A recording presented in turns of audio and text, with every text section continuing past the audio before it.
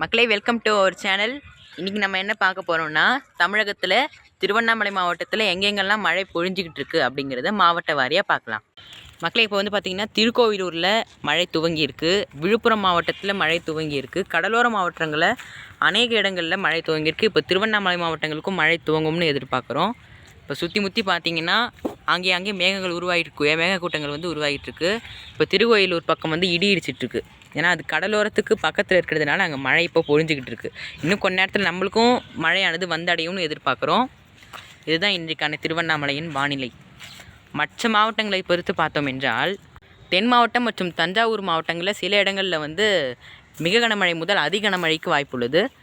அநேக இடங்களில் கனமழை பொழிந்தாலும் சில இடங்களில் மிக கனமழை முதல் அதி கனமழைக்கு வாய்ப்புள்ளது.